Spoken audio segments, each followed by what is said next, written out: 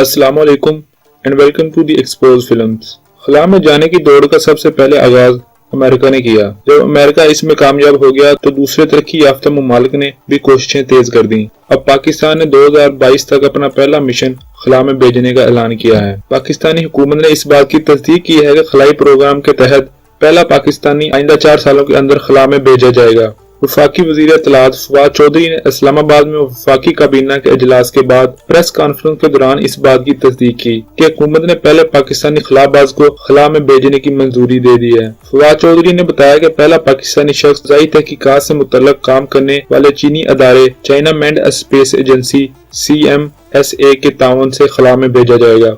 वफाकी वज़ीर अतलात ने बताया कि इस हवाले से CMSA और फ़ज़ाई तहकीकात से मुतल्लक काम करने वाली पाकिस्तानी अदारे पार्कों के दरमियान मुआहदा भी हो चुका है।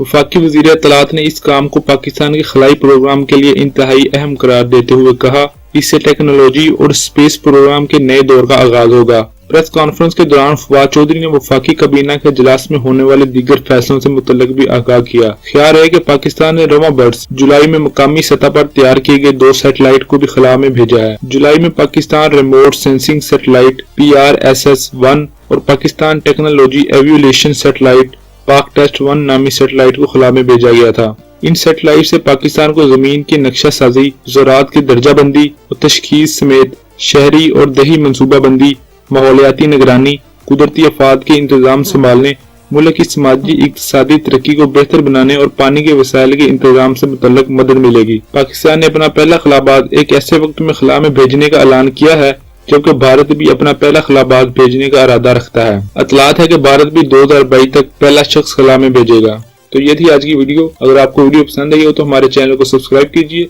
इस वीडियो को लाइक और अपने राय का इजहार नीचे कमेंट में जरूर कीजिएगा।